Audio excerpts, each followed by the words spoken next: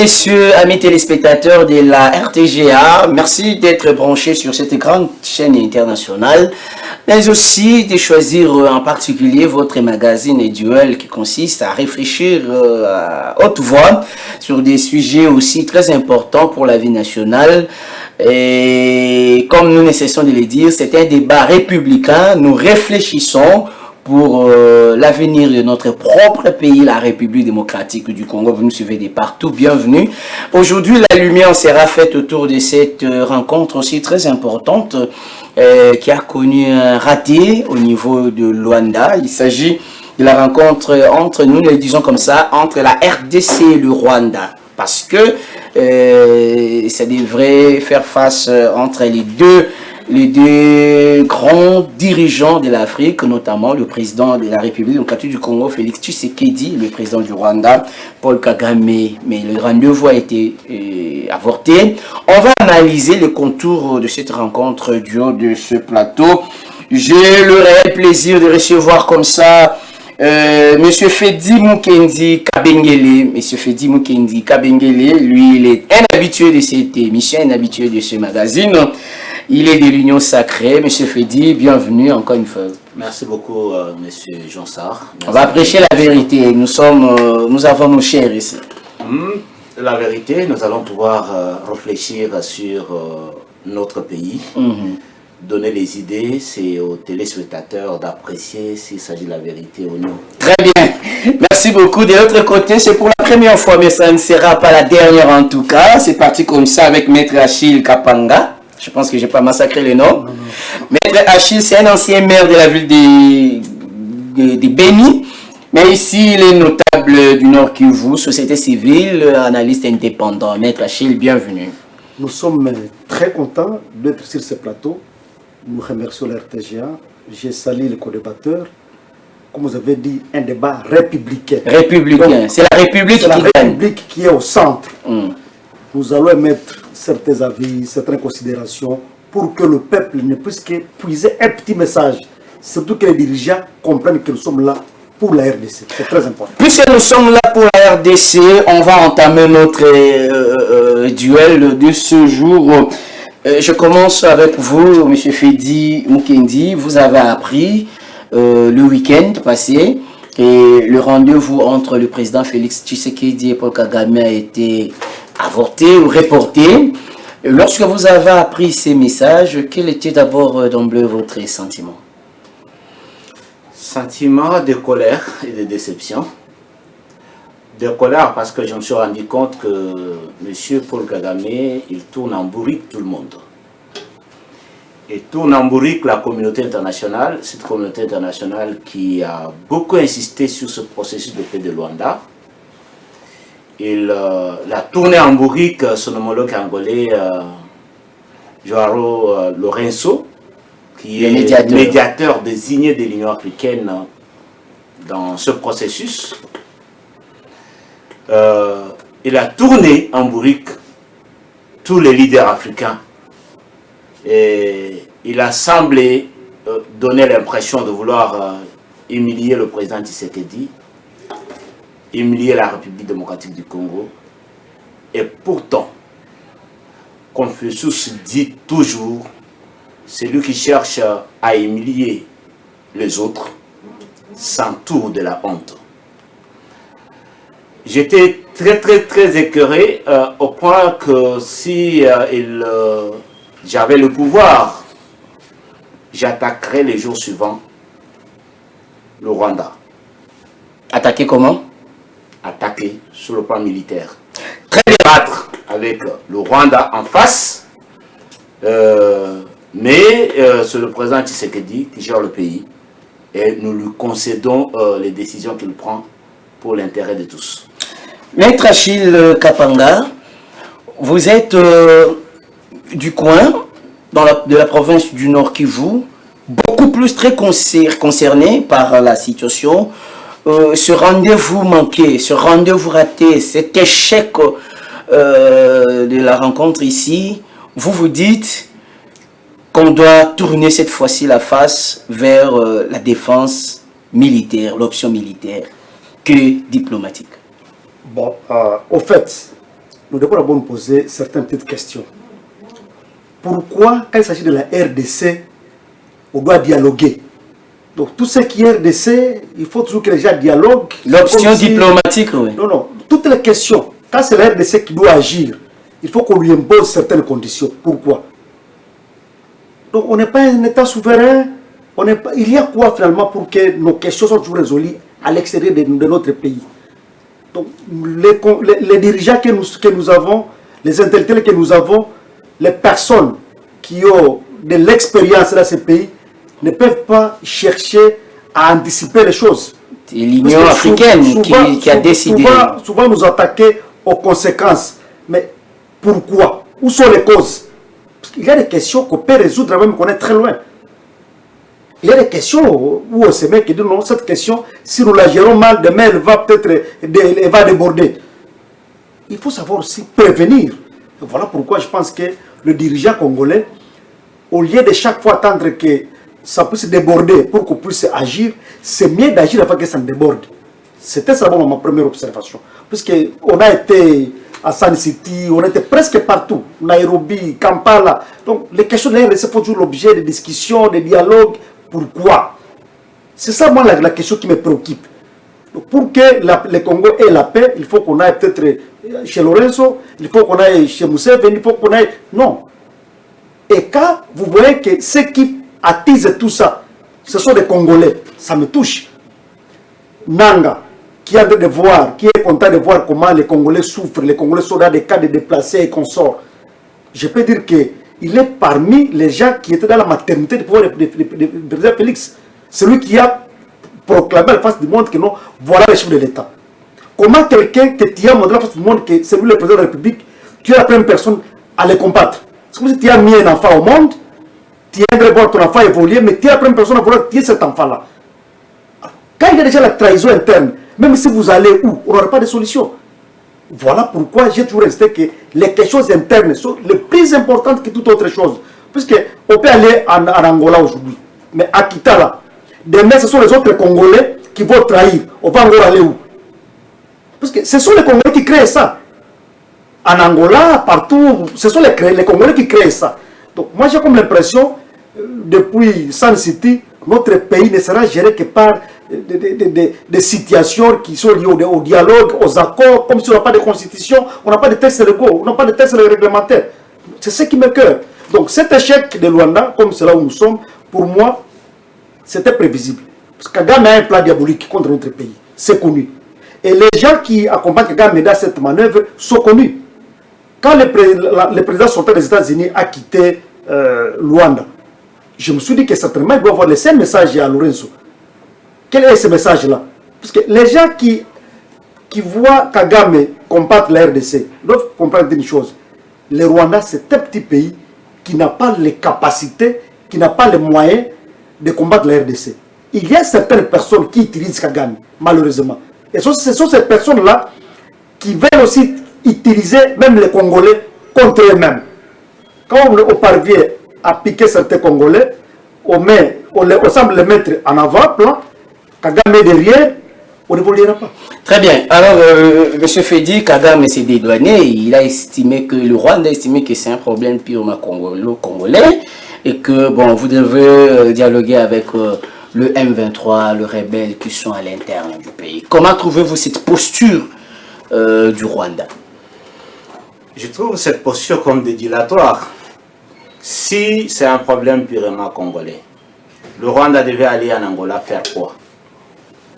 Pourquoi il oblige que la RDC, en dernière minute surtout, en dernière minute, puisse associer les M23, puisse dialoguer directement avec les M23 avant que le Rwanda, Kagame, se déplace vers l'Angola et signe des accords avec la RDC? À quel titre?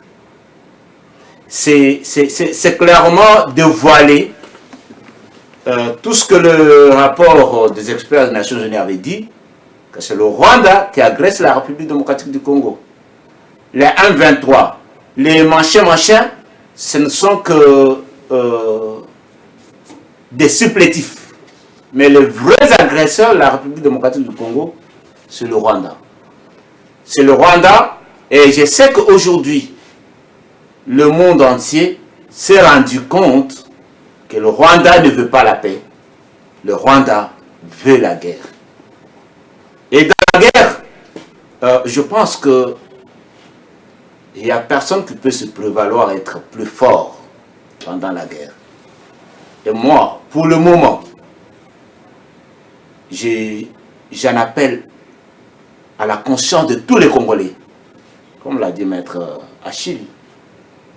Nous devons nous unir, sinon nous serons humiliés. Parce qu'il s'agit de la République démocratique du Congo, il ne s'agit pas d'une parcelle de quelqu'un. Il ne s'agit pas de la maison de Félix Tshisekedi. Il s'agit de notre pays qui nous a été légué par nos ancêtres. On ne peut pas se jouer de la grande République démocratique du Congo jusqu'à ce niveau. Non.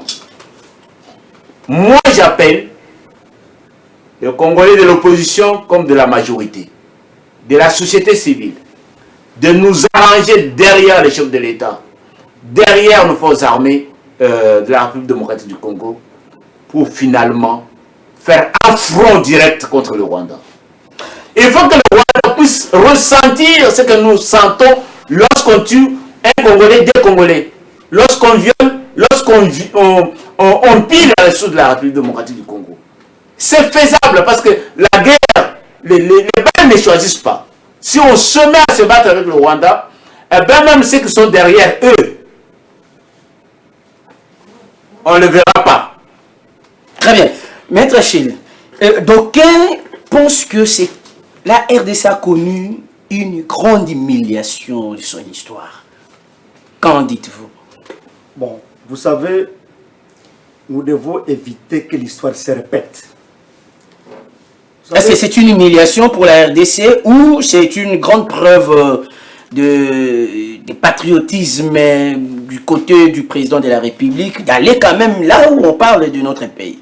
Vous savez, aujourd'hui, nous sommes dans la mondialisation. Et le monde est géré par certaines puissances. Quand on vous invite à un dialogue, c'est qu'on vous aime. Le dialogue, c'est déjà un signe d'amour, un signe de paix. Je pense que Kagame pense qu'il est spécial. Non, non. Il peut vouloir penser qu'il est en train de se jouer des Congolais. Mais je pense que les Congolais d'avant-hier n'est pas les Congolais d'aujourd'hui. Aujourd'hui, il a pris des mercenaires qu'ils mettent en avant. Ce sont eux qui viennent avec des armes sophistiquées pour combattre nos militaires et consorts.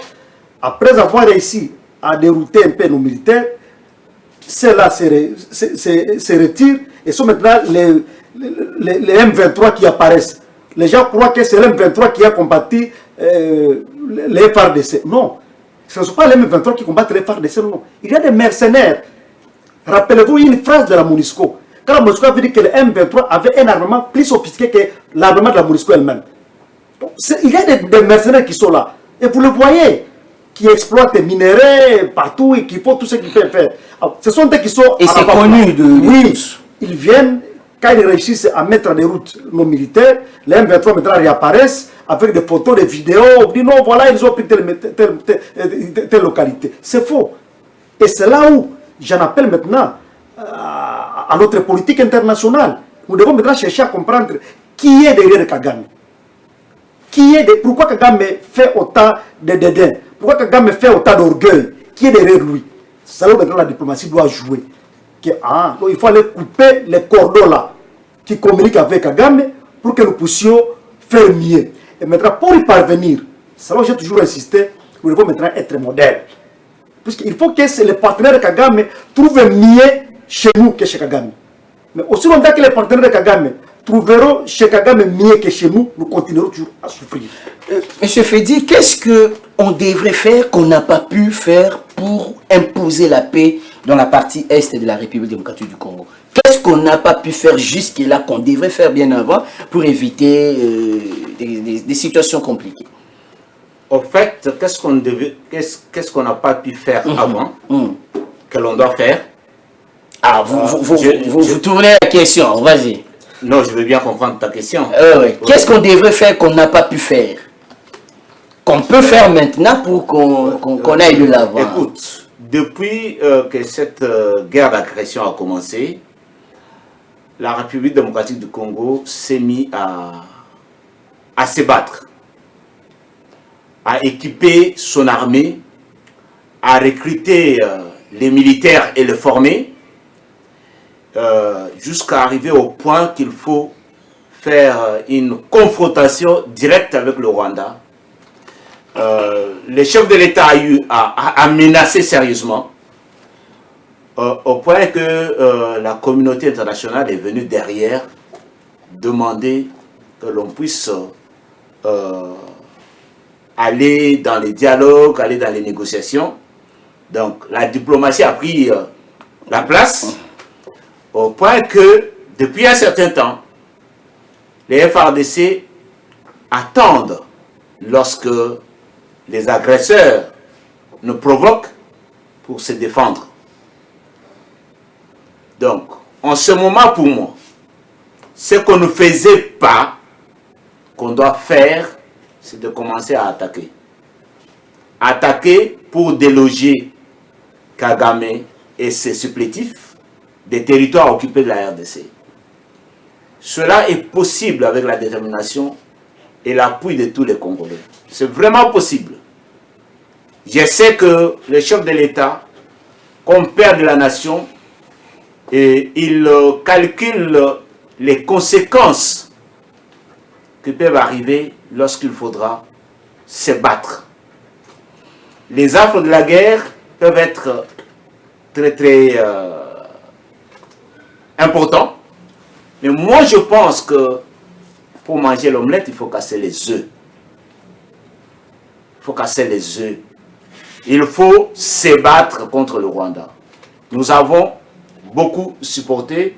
On a pris tout le temps. Je pense que maintenant, le président Tshisekedi a amené Kagame jusqu'au mur. Le monde entier s'est rendu compte que celui qui ne veut pas de la paix, c'est Kagame. Alors, si la communauté internationale ne peut pas arriver à imposer des sanctions à Paul Kagame pour l'affaiblir, je crois que l'armée congolaise, le peuple congolais, avec à la tête leur président, peuvent aider Kagame à quitter le pays mort ou vivant. C'est possible avec détermination. Mais la question de l'humiliation, je voudrais quand même répondre à ça. Le président Tshisekedi n'est pas humilié. Au contraire, c'est Kagame. Parce que il ne faut pas penser que le président est allé en Angola sans savoir que Kagame ne va pas venir. Il ne faut pas penser comme ça. Il est allé pour respecter la communauté internationale, il est allé pour respecter son homologue angolais qui ne ferme pas l'œil pour aider nos pays à retrouver la paix. Très bien. Maître Achille, je ne sais pas si vous allez rebondir à la question, mais laissez-moi avancer. Vous êtes notable de la province du Nord Kivu, un ancien maire de la ville de Béni. Comment la situation est vécue au niveau de la base? Quel est l'état d'esprit de tous les ressortissants de ce coin-là lorsqu'on a appris que Paul Kagame n'a pas répondu au rendez-vous qui devrait amener la paix dans leur parti?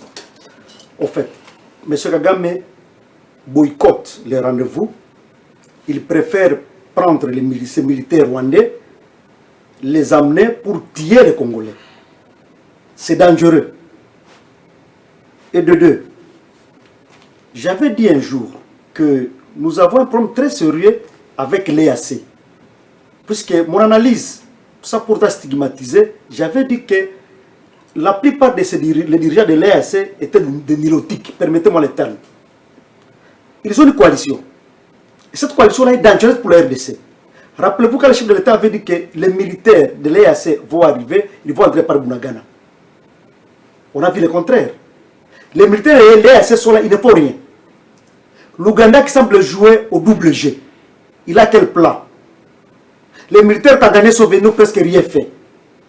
La MONUSCO est en RDC pendant plus de quarts de siècle sans rien faire. Toutes ces questions-là doivent quand même nous interpeller. Aujourd'hui, je suis en train de pleurer quand je vois mes compatriotes, mes frères et sœurs, mes tantes, mes mamans, mes oncles courir avec des matelas sur les têtes pour fuir la situation irrégulière dans laquelle Kagame veut les amener. Ça a un cœur.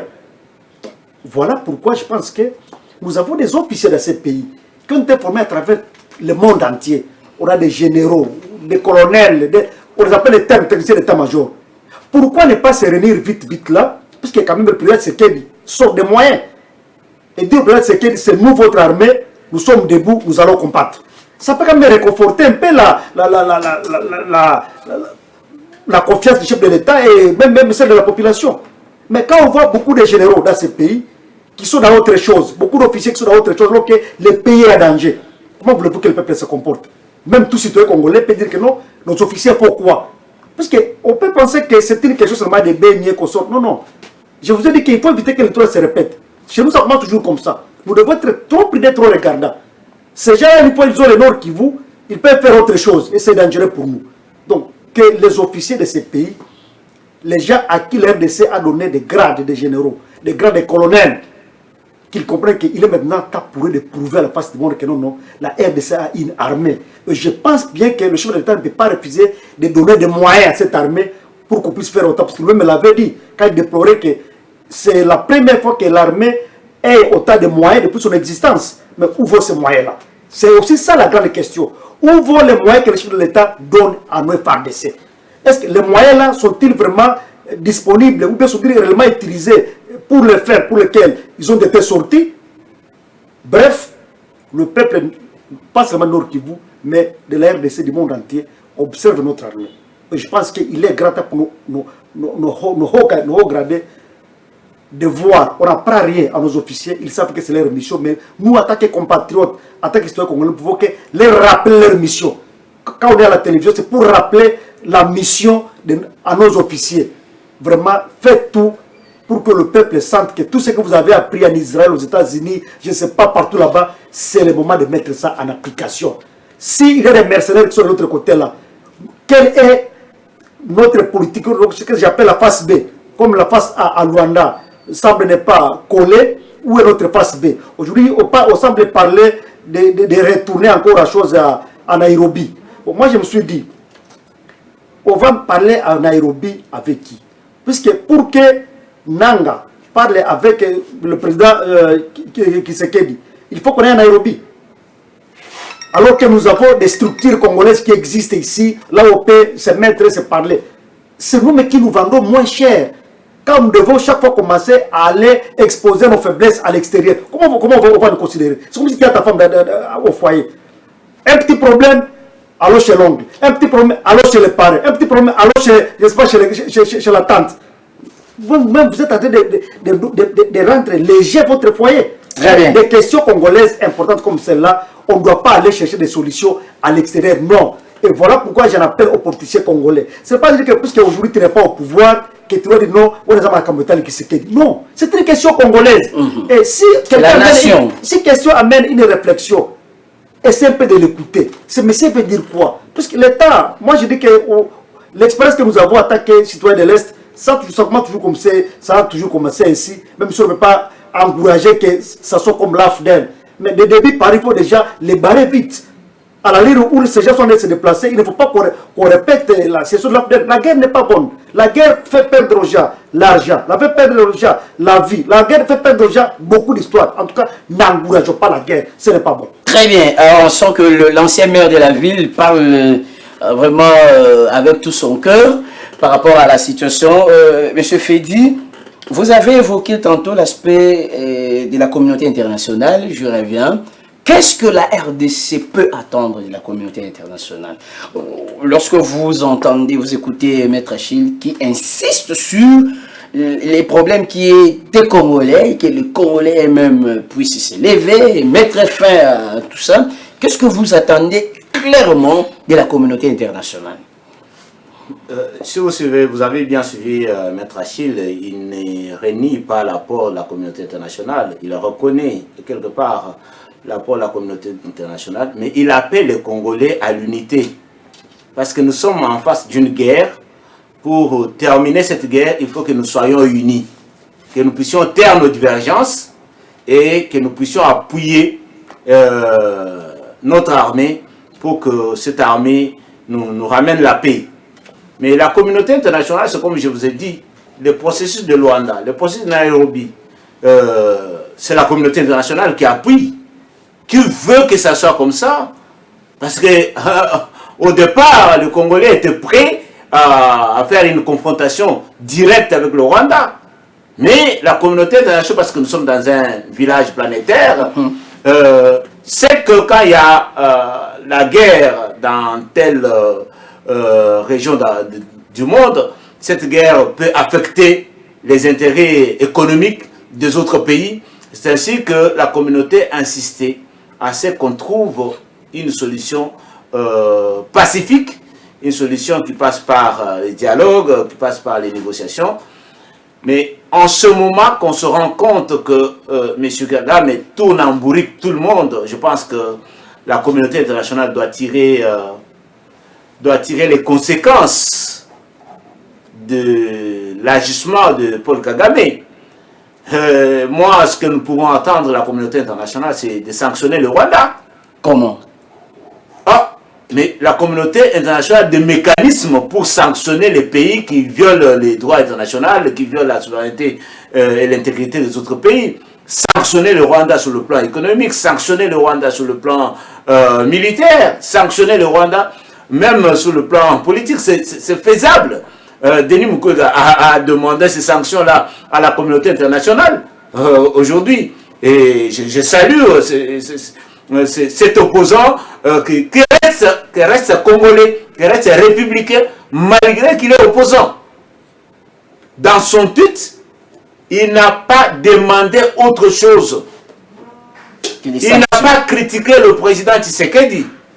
Il n'a pas dit qu'il a été humilié. Non. Il a dit que le Rwanda a humilié tout le monde. Il faut que la communauté internationale puisse sanctionner le Rwanda. Et moi, j'attends cela. J'attends cela de la communauté internationale. Mais du peuple congolais, j'attends les soutiens au FARDC, j'attends les soutiens au commandant suprême de FARDC. Mais à ce commandant suprême, je lui demande de réitérer la mobilisation qu'il avait commencée autour de FARDC afin que nous puissions en finir avec le Rwanda.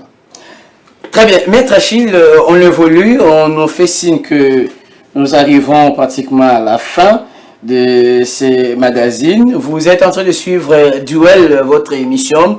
Aujourd'hui, nous avons pensé réfléchir autour de cette question d'actualité où les Congolais, ici présents, du haut de ce plateau, on continue à donner leurs pensées, à continuer à réfléchir sur ce que devrait faire en réalité le pouvoir en place pour que la République démocratique du Congo sorte gagnant dans cette situation de guerre où le Rwanda, en tout cas, ne cesse de nous imposer.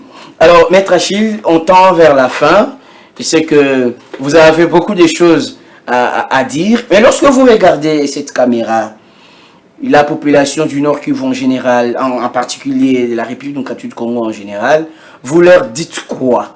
Vous leur demandez quoi?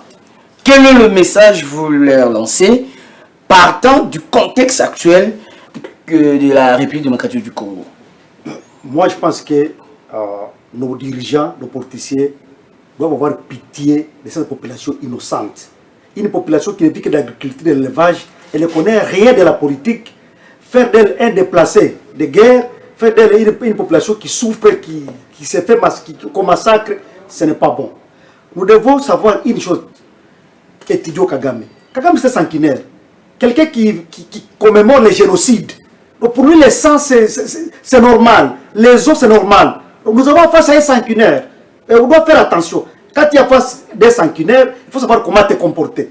Donc pour lui, tuer, sacrifier les vies humaines, ce n'est pas un problème. Contrairement à notre président de la République, qui n'aime pas voir les sangs des innocents couler. C'est là où il y a la différence. Donc, en face de notre président Tshisekedi, qui a même souhaité qu'il travaille ensemble avec Kagame, mais qui a même voulu faire de lui un ami, mais apparemment, il y avait question des sanguinaires contre quelqu'un qui aime la paix. Voilà pourquoi les politiciens congolais, dans notre diversité, avec beaucoup d'intérêts que nous avons, beaucoup d'hommes sages que nous avons, essayons de réfléchir pour voir comment aider ces pays à quitter là où nous sommes. Pour aider ces pays, nous devons tous nous vêtir la peau de la guerre. Qu'on n'apprenne pas que non, ailleurs on a détourné, ailleurs, non, non. Quand il y a de tels langages, de telles situations qui nous caractérisent, il n'y a pas moyen de réussir la guerre. Mais si tous les Congolais acceptent de se vêtir cette peau de la guerre, Kagame même aura peur. Il aura dit non, non, ces gens-là sont unis. Aujourd'hui, vraiment, ne blaguent pas avec les Congolais. Mais quand il connaît que les dirigeants, les politiciens congolais, il suffit seulement de proposer argent, peut-être pouvoir et mission, vous les avez facilement, on restera toujours dans la même situation. Donc, il faut une prise de conscience des dirigeants congolais, des politiciens congolais pour se dire non, non, nous devons tous nous vêtir à peau de guerre et démontrer à face du monde que non, non, cette fois-ci, c'est la paix ou rien, c'est mettre Kagame hors d'état de ou rien. Si tout cet esprit-là anime les politiciens congolais, anime le peuple congolais, Kagame n'aura même pas un pas à franchir dans notre pays. Merci beaucoup, Maître Achille. Monsieur Fedi, ça sera la dernière question, mais Maître Achille a rappelé la cause. Quand il a pris la parole pour la première fois dans cette émission, il a rappelé la cause. Est-ce qu'on ne pouvait pas aussi s'attaquer à la cause avant d'aller plus loin pour rechercher la solution? C'est vrai, on sent que le président est dans tout le front pour trouver la solution. Est-ce qu'on a décelé la vraie cause de cette situation qui a duré depuis des décennies? Bon, je ne sais pas si Maître Achille a parlé de la cause. S'il en a parlé, peut-être que tu as noté, mais il a parlé que Kagame, le Rwanda, c'est un petit pays. S'il continue à faire comme ça, c'est-à-dire qu'il y a des gens derrière lui. Bon, c'est ça ce que moi j'ai suivi. S'il y a des gens... J'ai ajouté un aspect, ouais. Je m'excuse.